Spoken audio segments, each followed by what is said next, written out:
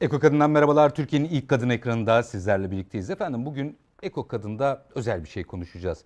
Özelinde baktığınızda ilaç sektöründen bahsedeceğiz ama orada bir firma Ar-Ge yapıyor. Türk firması çalışıyor, yıllarca sabrediyor. Sonra bir inovasyon gerçekleştirerek pazara bir ürün sürüyor. Buraya kadar her şey yolunda. Güzel. Alkışlayalım. Ama sonra dünyanın bu alandaki, inovasyon alanındaki Nobel'lerinden birini alan ilk Türk firması oluyor. İşte biz bugün onu konuşacağız. Çünkü Türkiye'deki başta küçük ve orta boy işletmelerimiz olmak üzere herkese rol model olabilecek işlere imza attılar. Biz de bugün biraz onların sırlarını sizin için çalacağız. Efendim çok değerli konuklarım var. Hemen sizlere tanıtayım. Almedico Genel Müdürü Sayın Ümit Güneş bizlerle birlikte efendim. Hoş geldiniz. Hoş bulduk. Almedico Dış Ticaret Müdürü Sayın Florina Balluku. Hoş geldiniz Hoş efendim. bulduk, teşekkür ederim. Bir kere teşekkür ediyorum Türkiye adına. Bu çok kıymetli. Hani biz birçok noktada ödül alabiliriz ama söz konusu olan galiba en son Aziz Sancar'da bu kadar hoş olmuştuk. Bilim olunca biraz fazla keyifleniyoruz. Evet. Buradan başlayalım. Benim bu bahsettiğim, ya Çetin Bey siz bahsediyorsunuz da ne ödülü dedikleri, bu iş dünyasının Nobel'i hangi gerekçelerle aldığınızı biraz açacağım ama nedir o ödülü biraz anlatabilir misiniz bize? Tabii ki ben de öncelikle size teşekkür ediyorum. Bize kanalınıza yer verdiğiniz için, anlatma imkanı tanıdığınız için. Ödülü aslında iş dünyasının Nobel olarak biliniyor. 33 yıldır düzenlenen bir organizasyon. Aynı zamanda da dünyanın en önde gelen prestijli ödüllerinin arasında. World Quality Commitment yani Dünya Kalite Kongresi. Bu kongre 2019 yılında inovasyon ve yenilikçilik, inovasyon ve mükemmelliyetçilik dalında bizi altın kategoride altın yıldız ödülünü layık gördü. Burada güzel olan bir şey daha var. Tüm sektörler içerisinde sadece kendi sektörümüz içerisindeki firmalarla değil, bütün sektörler içerisinde olan firmalarla yarıştık. Yani sadece ilaç sektörünün ödülü değil. Bir sürü sektör, bir sürü belki bir teknoloji firmaları, şunlar bunlar hepsini açtınız. Evet efendim. Bu manada gerçekten çok gurur verici. Şimdi diğer tarafı da aslında biz yarıştığımızı hiç fark etmedik. Çünkü format o kadar farklı ki bütün bir yıl boyunca inovasyon avcıları bu Dünya Kalite Kongresi'ne bağlı çalışan uluslararası fuarlar ve benzer organizasyonlarda firmaları müşteri gibi ziyaret ediyorlar. Ve onlar hakkında ve ürünleri hakkında gizlice onlardan habersiz bilgiler topluyorlar. Siz aday olmuyorsunuz, Hayır. size aday göstermiyorlar. Hayır. Piyasada denetim yapıyorlar. Kesinlikle öyle, kesinlikle. Dolayısıyla en sonunda bu inovasyon avcılarının uygun gördüğü firmalar BID'ye yani Business Initiative Directions'a gidiyor. Bu kurum dünyada sürdürülebilir ürün büyüme konusunda uzman olan bir kurum. Aynı zamanda da İspanya Teknik Üniversitesi ile birlikte çalışıyor. Kendinin sunulan bu adaylar içerisinde bir eleme yapıyor ve daha sonrasında da 118 ülkedeki inovasyon temsilen şirket yetkililerine gönderiyor. Ve bu şirket yetkilileri arasında yapmış oldukları oylama neticesinde birinci belli oluyor. Yani siz aslında kazandığınızı bu oylamadan sonra sizden habersiz yapılan seçimler var ve sizin habersiz yapılan incelemeler var. Yani jüri bir yıl çalışıyor neredeyse. Evet, yani uzunca bir tabii ki o süre, çalışma süreci o bir yıllık şeye yayılıyor. Sonrasında sizi arıyorlar, siz böyle bir ödül kazandınız diyorlar. Dolayısıyla başvurunun yapılmamış olması bizim tarafımızdan hani çok da farklı olduğunu gösteriyor. Evet, Nobel biraz da bundan dolayı ve 33 yıldır aksatılmadan her yıl ciddi elemelerden, incelemelerden sonra bilincin tayin edildiği çok kaliteli bir organizasyon. Nasıl aldık onu biraz soracağım. Ama bence yarışma olarak da çok model bir yarışma. Bence bundan sonra önümüzdeki süreçte Türkiye'de de bir yarışma düzenlenecekse benzer kriterler uygulanabilir. Yani ödül alan aldığında anca haberdar oluyor yarışmadan. Çok tebrik ederim. Şimdi hangi gerekçeleri soracağım ama önce Sayın Balluku'ya böyle bir ödül almak insana ne hissettiriyor? Hislerinizi almak isterim. Aslında öncelikle biz ürünümüzle ilgili gurur duyuyoruz. Ve böyle bir ödülün bize verilmesi bizi daha fazla gururlandırdı. Bu bizim işimizi aslında taçlandırdı. Yani emeğinizin karşılığını görüyoruz. Bu güzel bir şey değil mi? Bu çok güzel bir şey. Şimdi biraz sonra tekrar size döneceğim. Ama gerçekten gurur verici bir şey.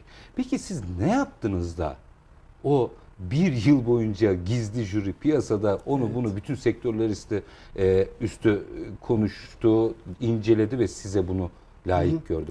Ne yaptınız? Şimdi tabii ki öncelikli olarak global bir dünyada yaşıyoruz ve hani şunun farkındayız.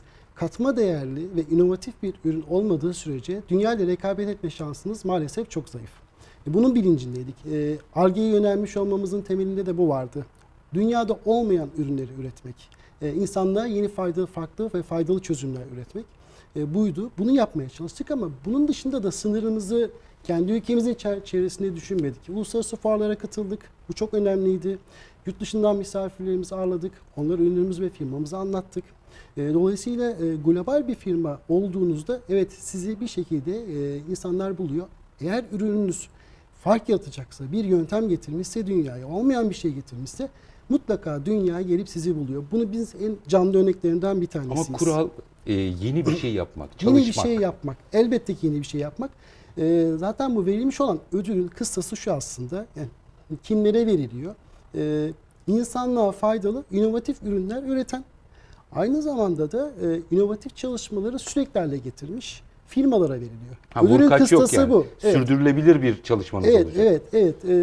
Dolayısıyla ödülün kıstası bu. Bu kıstasa uyan firmalar ancak elbette ki aday olabiliyor. Aday olarak nitelendiriliyorlar.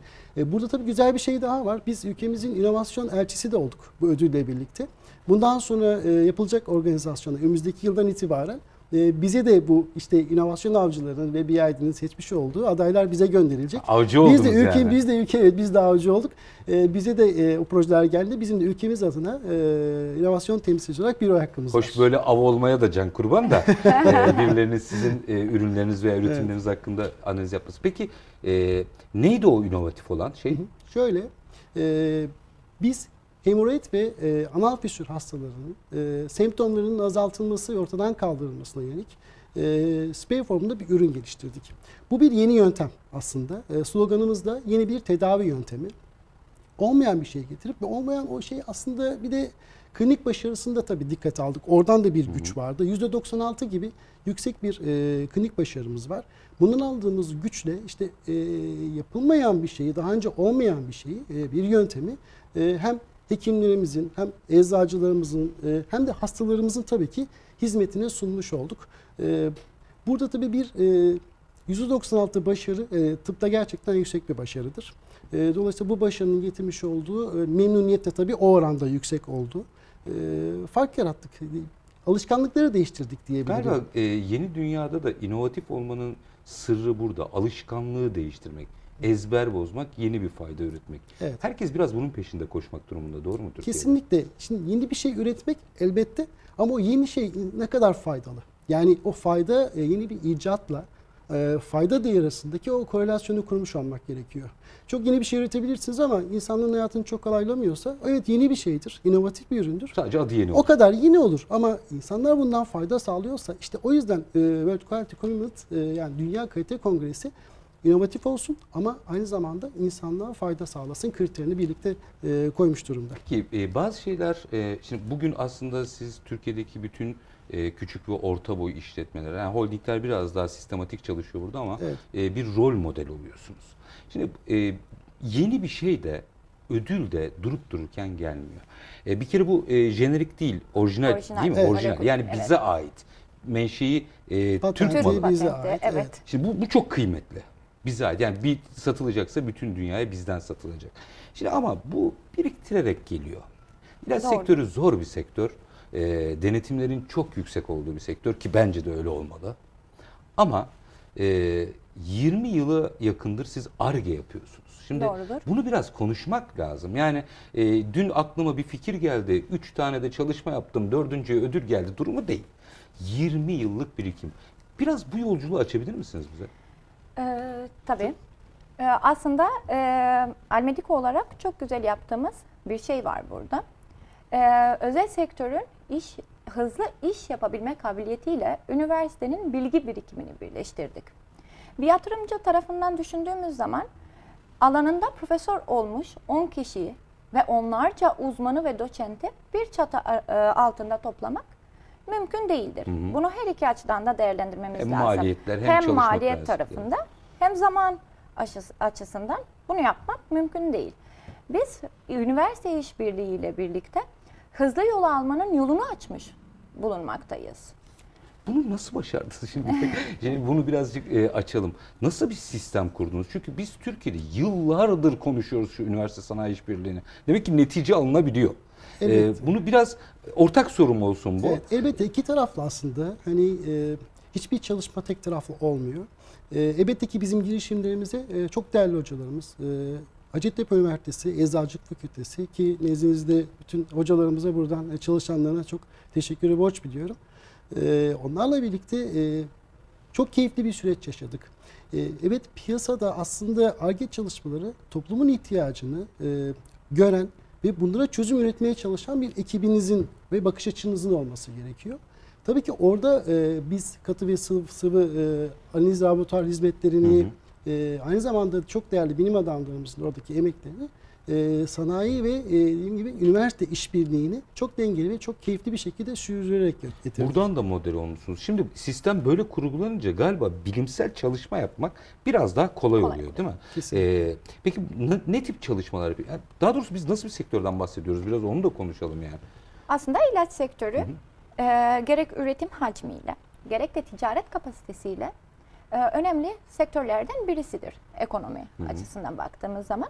Yaptığımız faaliyetlerle ve ürettiğimiz ürünlerle direkt insan sağlığını ve yaşamını etkilemiş olmamız sektörde farkındalık yaratmaktadır.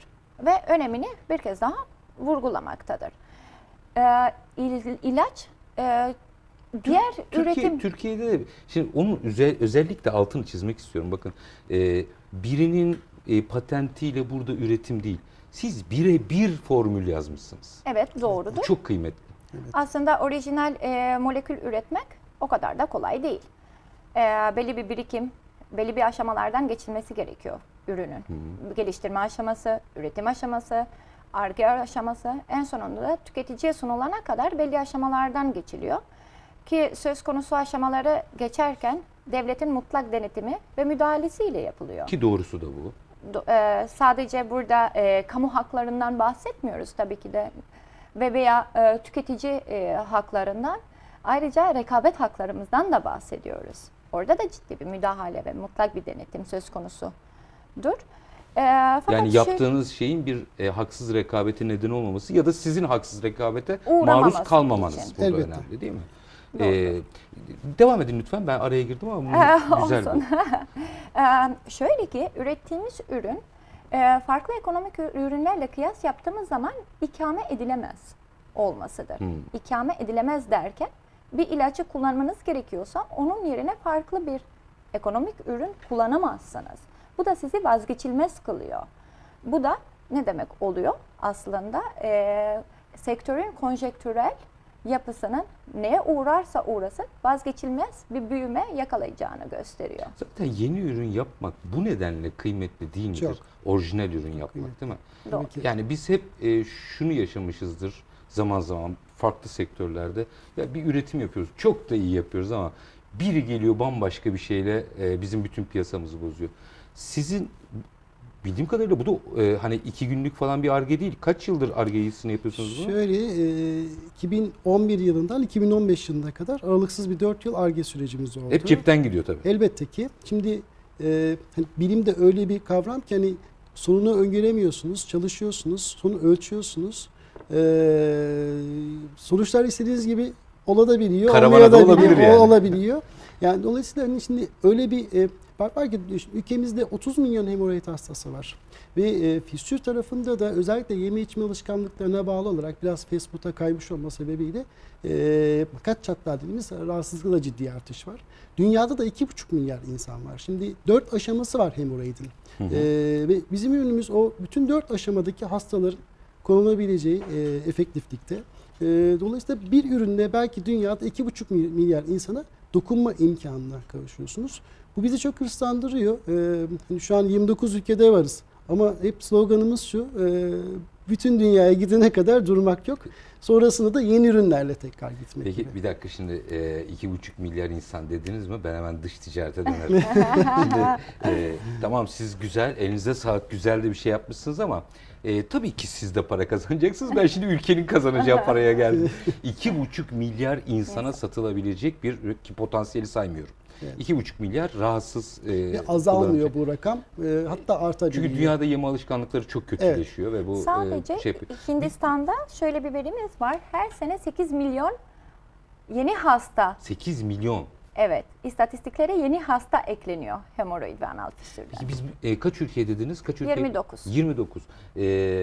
Bütün dünyaya bunu nasıl satarız? Bu 2,5 milyara ben göz diktim. Evet. Aslında o kadar kolay olmuyor maalesef. Çünkü gidip bir mobilya firmasısınız. Gidiyorsunuz bir fuara, müşteri buluyorsunuz, hemen ürününüzü satabiliyorsunuz. Böyle hızlı bir ticaret mantığı dönüyor diğer sektörlerde. Fakat ilaç sektörüne baktığımız zaman gerçek işi yapabilecek distribütörü buluyorsunuz.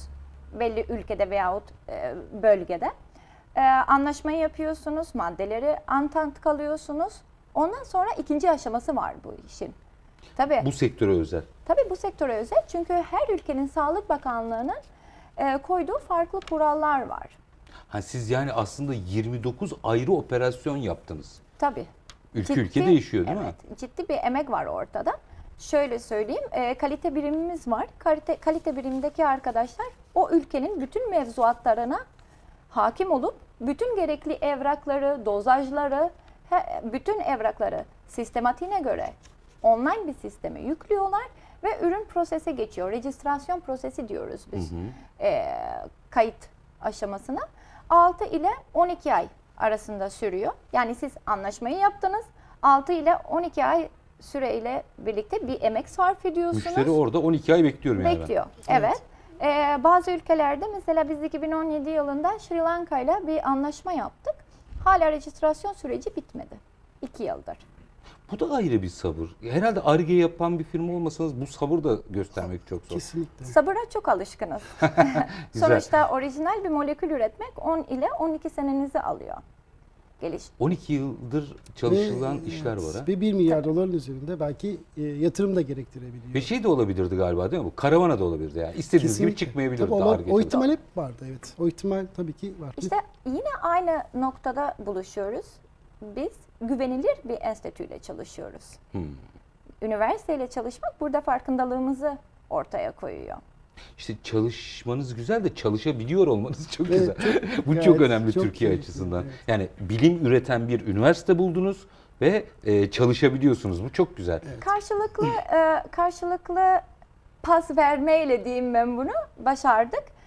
Aslında istatistiksel olarak baktığımızda Türkiye pazarında payı %51.4'ünü orijinal moleküller, oysaki %48.6'sını jenerik moleküller İlaçlar oluşturuyor. diyelim. Hı. Fakat bunların satışında sadece %33'ünü orijinal moleküller oluşturmaktadır.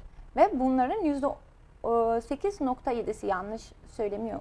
9 diyelim biz yuvarlayacağız Evet. ona. %9'u Türkiye'de üretilen orijinal ürünlerden oluşmaktadır. Peki şimdi genel müdür Atuni. Evet. Siz, netice itibariyle siz aslında çok güzel bir ekip olmuşsunuz. Evet. Eminim ki burada bulunmayan bütün ekip de öyle. Bir yolculuğa gidiyorsunuz. 2,5 milyar insan. Şimdi Sayın Balluk'un anlattığından ben biraz ürktüm. Yani her ülke ayrı operasyon neredeyse. Evet.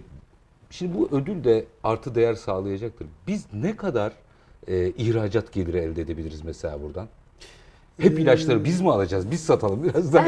Aslında orada tabii şöyle ki, ben tabii ki. girmem gerekiyor Tabii. direkt. 2017 yılının ikinci yarısında biz ihraç etmeye başladık. Ürettiğimiz orijinal ürünü. 2018'in son yani 2018 yılı raporlarına baktığımız zaman ve incelediğimizde %1000 küsürlük bir artış söz konusu. Rakamsal değeri aşağı yukarı ne? %1000. Yüzdelikle konuşalım. Mutlaka bir yerde Türk firması olacak. Ama yetmez. Beni pek kesmedi bu %1000. Şimdi dış ticaret müdürüne biraz baskı yapalım. Evet. Ne kadar potansiyelimiz var? Potansiyelimiz tabii ülkenin satın alma potansiyeli çok önemli, gelir durumu çok önemli.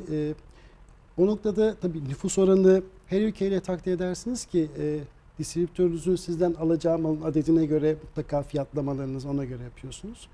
O ülkede satılabilirliğini sağlamak açısından da tabii ki yine de fiyat politikanızı ona göre çok hani düşük gelirli bir ülkede belki de bunu çok daha dikkate almanız gerekiyor. Dolayısıyla Aslında çok Çetin Bey- büyük bir pazar, 2,5 milyar evet insan ama tabii ki 50 ülke hedefimizde şu an 29'dan 50'ye çıktığımızda çok ciddi bir gelir olacak. Siz ısrarla bizden fiyatlar istiyorsunuz. Hiç Aslında unutmayın, şunu da sizde kalacağım. Çünkü kısa bir araya gideceğim. Hazır parayı konuşurken, şimdi bakın ilaç tabii ki çok özel bir şey ama netice itibariyle Ar-Ge'si Türkiye'de yapılmış, patenti Türkiye'ye ait olan bir şey olunca artık bu Sayın Güneş'in ve Sayın Ballıoku'nun ürünü olmaktan çıkıyor. Bu Evet. bizim ürün oluyor. Nerelere satabiliriz? Yıllardır ilaç alıyoruz. Biz nasıl satacağız? Kısa bir ara, Eko Kadın devam edecek. Ekol Lojistik'in sunduğu Eko Kadın devam edecek. Ekol Lojistik'in sunduğu Eko Kadın devam ediyor. Efendim, Eko Kadın devam ediyor. Almadiko Dış Ticaret Müdürü Sayın Florina Balluoku ve Almadiko Genel Müdürü Sayın Ümit Güneş konuğumuz. Dünya çapında alınmış bir ödülü konuşuyoruz. İnovasyon ve mükemmelliyetçilik ödülü. Firmaların haberi olmadan yapılan bir jüri yarışması, sonunda diyorlar ki ödül aldınız. Şimdi tabii bu iş aynı zamanda bir iş yönetme meselesine geliyor. Biraz sonra yalnız Sayın Balluoku'dan bu iş geliştirmeyi aldıktan sonra şeyi hiç konuşmadık. Nasıl bir şey yaptınız onu biraz açalım istiyorum.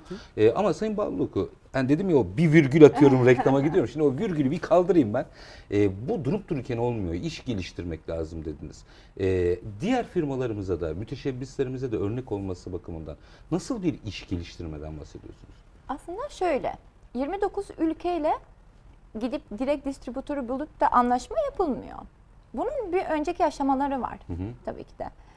İş geliştirmeyi yaparken demografik yapısını, ülkenin hasta yapısını, ülkede ne kadar hasta var, ülkedeki gelir seviyesi nedir, refah seviyesi nedir?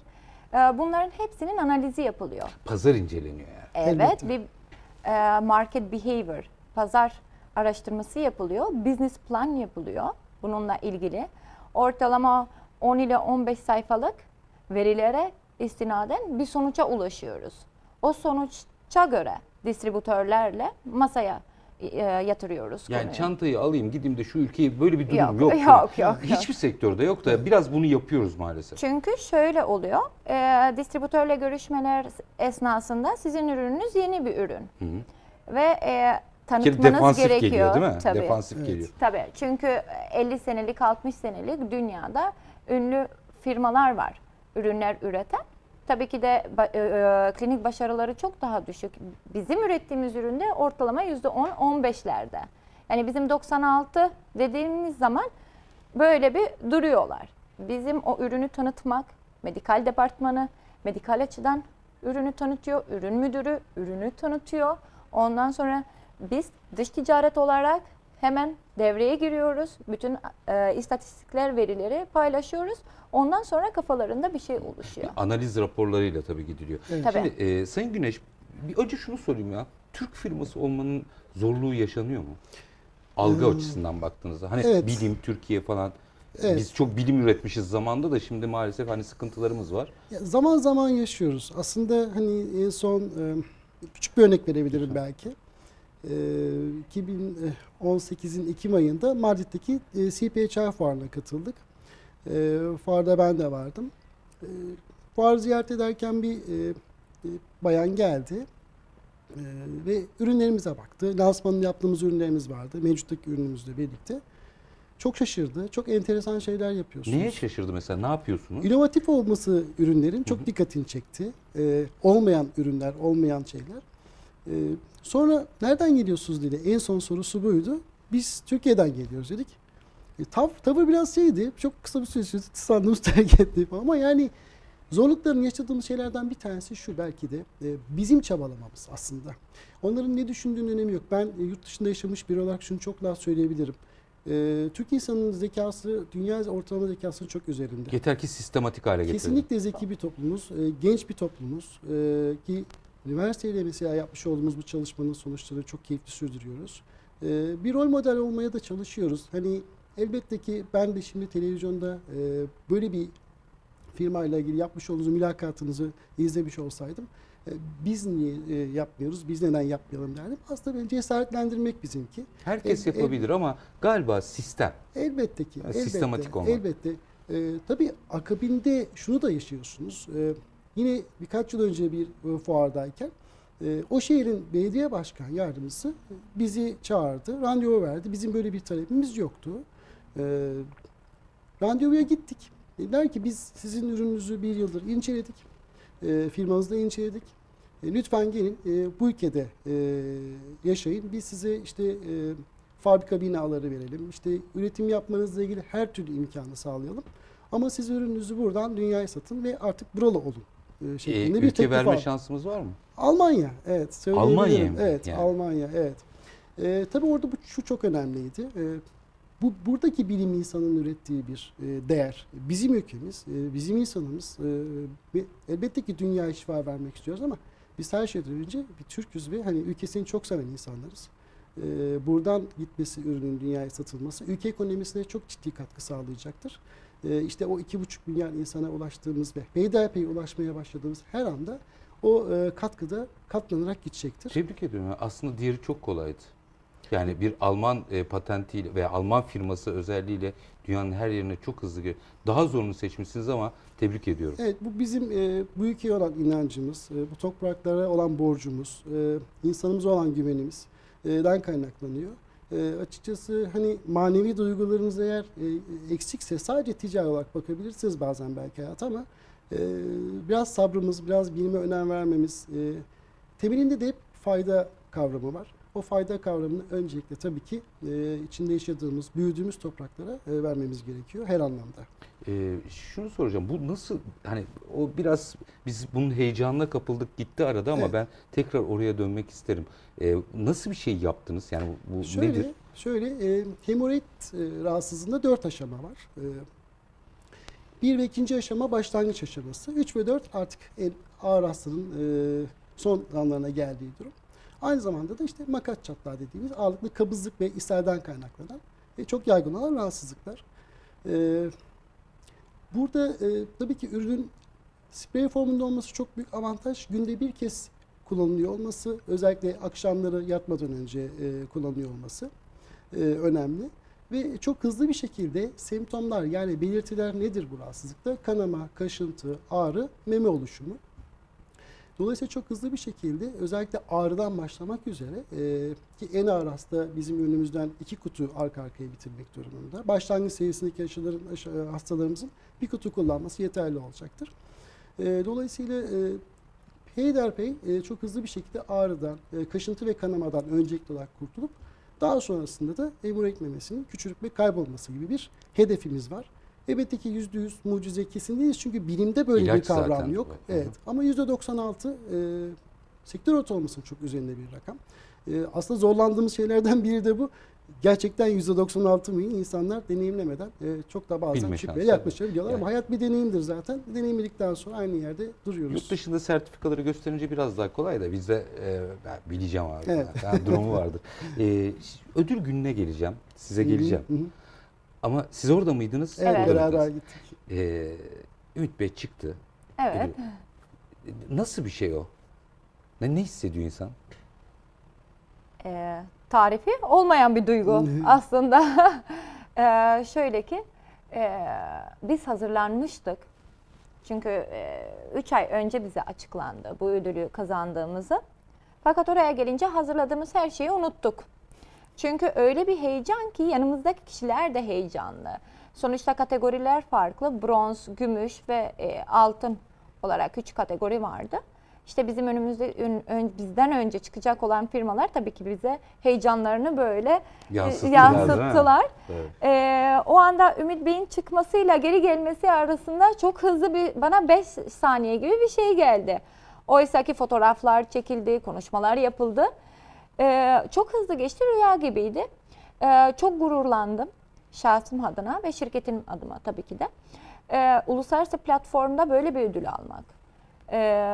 Hele ki bir Türk firması olarak oraya gitmek farkındalığımızı bir daha ortaya koydu. Bu çok kıymetli. Siz sahneye çıkansınız. Çıktıktan sonra bir şeyi fark ettim çıkarken. From Turkey'yi duymuştum ama arkasında Almedico'yu duymamıştım, açık söyleyeyim. Yani bu çok önemli. Yani ülkenizin ismini bir yerde duyurmak o kadar güzel bir şey ki. Biz sadece bunun için savaşan neferlerden biriyiz. Ama temelinde aslında ülkemizin isminin bir yerde olması, ülkemizin tamamen kalitesinde olması. Elbette ki Almedico ailesi olarak sonuna kadar tebriği hak ediyoruz. O alın terini verdik. Üniversitemizle birlikte tabii ki, ama hani bize destek veren hekimlerimizin, eczacılarımızın bu ödülü herkesle paylaşıyoruz. Ama hepimizin ortak özelliği bu ülkede olmamız. Hani From Turkey herkes duydu. Çok farklı ülkelerden insanlar vardı. Elbette Türkiye'den bir firma. Bu algı çok önemli. Umarım birçok platformda, sadece bizim içinde bulunduğumuz sektörde değil, birçok sektörde, dünyanın yapılan birçok organizasyonunda From Turkey'yi çok daha fazla farklı bir şekilde duyuracak çok firmamız, çok başarılı hikayemiz olur. Sanatta, bilimde, her Her alanda. alanda, her Ama tabii alanda. işte bilimde gelince insan biraz daha böyle bir silkeleniyor ya. Bir dakika biz de yapabiliriz ya. Evet. Şey yapıyor. Çünkü sadece bir Ar-Ge yapmak, ürün üretmek falan filan değil. İlaç sektörü çok zor bir sektör. Dünyada lobilerinin çok güçlü olduğu bir sektör. O pazara girmek de çok zor. İlaç sektörünün bir özelliği daha var. Hazır Women TV'deyken onu da konuşmak istiyorum. İlginç, %78'i kadın. Evet. Biraz açar mısınız bunu? Aslında kadının hegemon olduğu bir sektörde çalışmaktan çok şanslıyım. Erkekleri de çalıştırıyoruz arada diyorsunuz. Aslında Ümit Beylere sormamız gerekiyor bu konuyu. Zorlanan taraf bu kez erkekler bizim sektörde. Dünya istatistiklerine baktığımız zaman orta düzey yöneticilerin sadece %35'i kadınlardan oluşuyor. Hı hı. Türkiye'de de orta düzey yine yöneticilerin %20'sini sadece kadınlar oluştururken ilaç sektöründe üst düzey yöneticileri %78. Sırrı ne bunun? Şöyle ki çok hassas bir konudan bahsediyoruz. Sağlıktan bahsediyoruz. Kullanıcılarımız, son tüketicilerimiz, yani hastalarımız biraz bu konulardan böyle daha mütevazilik, samimiyet, Anaçlık istiyor. anaçlık Yani istiyorlar. Bizim dilde öyle derler. Evet. Bu konudan dolayı, maskülen tavrımız olmamasından dolayı kadınlar daha fazla destekliyoruz, hem de destekleniyoruz. Çok güzel. Pozitif ayrımcılık istiyor musunuz?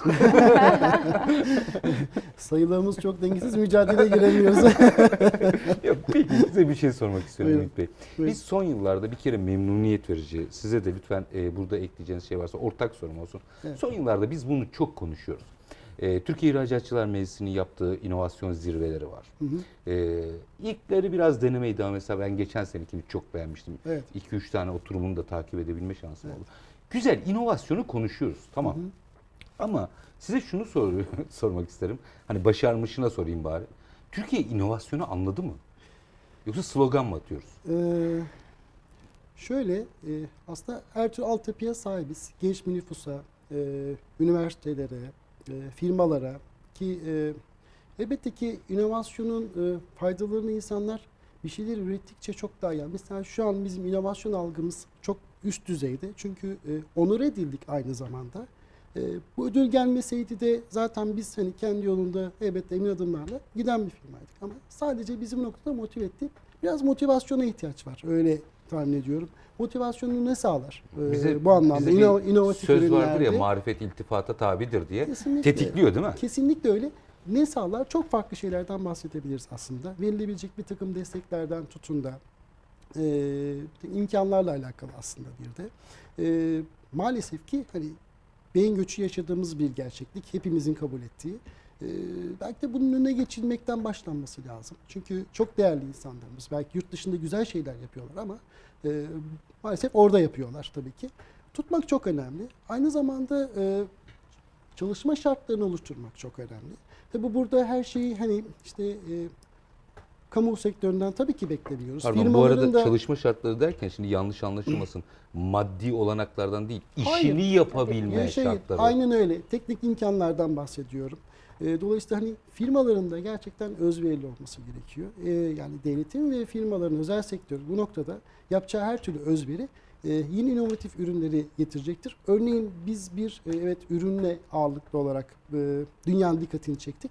Ama şu an ortak özellikleri yine dünyada muadilleri hani olmayan bu sene lansmanını yapacağımız ve akabinde de peyderpey piyasaya süreceğimiz fibromiyalji ile ilgili ürünümüz var. Böbrek yetmezliği ile ilgili, disitotik egzama, sindirim sistemi bozuklukları ve tırnak batması gibi yine dediğim gibi ortak özellikleri bu ürünlerinde dünyada muadillerinin olmaması. Dolayısıyla bu bir alışkanlık haline geliyor. Birini yaptığınızda diğerini yapabilirim diye özgüven. İnovasyonu anladık mı sorusu elbette ki bu tür örneklerle daha da anlaşılacak. Çünkü bu işin bir sonu yok. Bilimin sonu yok. Dolayısıyla mümkün mertebe anlayan firmaların bahsetmiş olduğum sebepleri ve teknik imkanları sunduğumuz sürece olacağını düşünüyorum. Çünkü fayda sağlıyor. Fayda sağlıyor. Bize o kadar çok insan dönüp teşekkür ediyor ki. Çok teşekkür ediyor. Çok mutlu oluyoruz. Çok yorulduğumuz anlarda sitemize atılmış çok böyle güzel bir mail bizi tekrar o yorgunluğumuzu alıyor ve çok daha hızlı çalışmamızı sağlıyor. Hiç yoruldunuz mu? 20 yıl. Şimdi ben şunu çok dürüstçe soracağım. 20 yıldır Ar-Ge yapıyorsunuz. Farklı farklı konularda. Yani bu bence önemli bir yolculuk. Şimdi 20 yıl geriye gittiğimde sene ne yapar? 99. 99. Evet. 99 depremi, 2001 krizi, 2008 krizi, arada bir 2007 var, 2006 sallanması var, 2011 var falan. Hiç yoruldum dediniz mi? Dürüstçe. Şöyle söyleyeyim. Fiziksel olarak belki evet koşturuyorsunuz, yoruluyorsunuz ama inançlarınız eğer güçlüyse gerisi geliyor. Elbette ki yorgunluk, bizler de insanız. Elbette ki yorgunluk hissettiğimiz anlar olmuştur. Ama bizi motive eden şey aslında sonucu gerçekten istediğimiz şekilde inovatif bir ürüne gidiyor muyuz? Her yaptığımız o aşama, her o hani özellikle klinik çalışmalardan, işte ürün üretimindeki her safhasında doğru noktada mıyız? Doğru mu gidiyoruz? Evet, tünelin ucunda bir ışık var, bunu görebiliyor muyuz? Görebildiğiniz sürece koşuyorsunuz çünkü. Yani firmalarımız sonuca kitlensinler. Elbette ki. Bu çok önemli. Yani. Elbette. Bir de bir şey soracağım. Şimdi sizin sektöre özel olduğu için soracağım. Şimdi sokaktaki insana bile çıkıp sorsam, ilaç sektörü desem o lobiler derler. O yüzden tabii ki bu hani şehir efsaneleri vardır. Ben onu sormayacağım, o aşamayı sormayacağım ama mutlaka bir pazara girerken çok dominant rakiplerle rekabet ediyorsunuz. Bunu aşmak zor oluyor mu? İşte ürün alternatifsiz, tamam, burada bir avantaj var da. Evet, şöyle ki klinik çalışmalarla destekliyoruz. Bilimi alıyorsunuz yani. Evet. Aynen yanınıza. öyle. O zaman da işler kolaylaşıyor mu? Şöyle ki dediğim gibi yine bizim çalışmamız, istatistiksel verilerimiz, klinik çalışmanın istatistikleri ve de üzerine bizim sunum yapma kabiliyetimiz hepsi birlikte sentezleşince tabii ki de distribütörde farklı bir yerde konumlandırıyor ürünü. Ondan sonra da distribütörler kendileri kapımızı çalıyorlar ki bu sene o şekilde ilerliyoruz. Çünkü uluslararası platformda bir şekilde sesimizi duydurduk.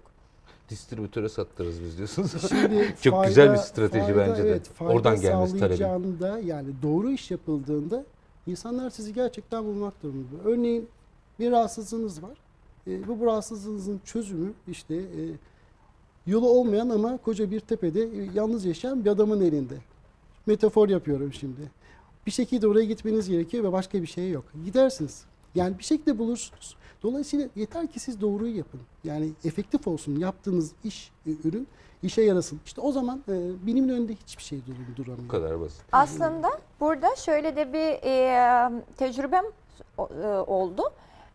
Sudan'dan bir distribütör geldi. Sizinle kesinlikle görüşmek istiyorum.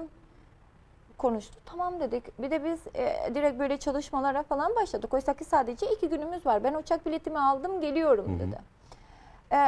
2 gün sonra işte görüştük. Masada bütün konuşmalarımızı yaptık. Aslında dedi ben ürüne neden güveniyorum biliyor musunuz? 1 sene önce bir İstanbul'da eczanede ürünü almış, kullanmış ve sonucunu görmüş. Müşteri de inovasyon avcısı. Evet, kullanıp başarısını görmeseydi belki gelmeyecekti. Belki böyle, çünkü sağlık dediğiniz zaman çok geniş bir alan. Sadece proktoloji çalışmıyor distribütörler, kardiyoloji çalışıyor veyahut kanser ilaçlarında çalışıyor. Uzmanlık alanı bizim ürün olamayabiliyor. Fakat Bu distribütörümüz geri gittiğinde Sudan'da yeni bir ekip kurmuş. Bütün altyapıyı hazırlamış bir sene içinde. Bir de geldi 2 gün içinde karşımıza ürünü aldı. Yani demek ki doğru bir şey yaptığınızda o geliyor. Evet. Bir cümle son bir şey söylemek isterseniz sizden alayım.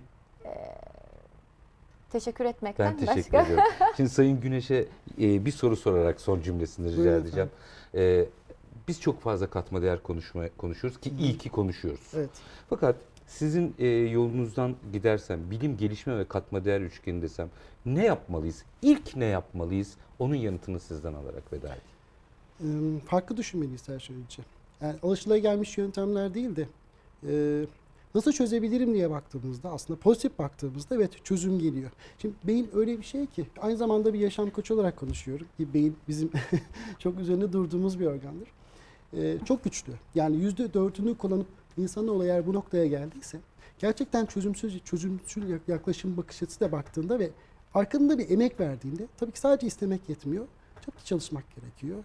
Ama yılmadan çalışmak gerekiyor. Kritik kelime bu. Yılmadan çalışmak. Aynen. Hanımefendilerden başlayayım. Almediko Dış Ticaret Müdürü Sayın Florina Balluko çok teşekkür ediyorum.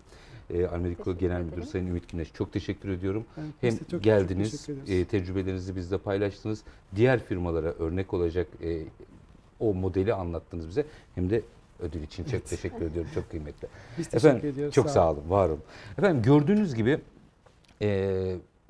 eğer çalışırsanız, yeni bir şeyler yaparsanız ve yılmadan yürürseniz, bilime de inanıyorsanız günün sonunda hiç ummadığınız yerde bakıyorsunuz bir inovasyon avcıları ekibi sizi keşfedebiliyor. Bence bu ödülün, bu yolculuğun en tatlı, en güzel tarafı bu. Sizi keşfediyorlar. O zaman her birimiz firmalarımızda önümüzdeki işi iyi yaparsak belli mi olur? İyi ve orijinal bir şey ürettiğimizde bir inovasyon avcısı da sizi bulabilir. Kadınıyla erkeğiyle %78 kadın yönetici ve son derece başarılı yine onlar kadar erkek yöneticiler.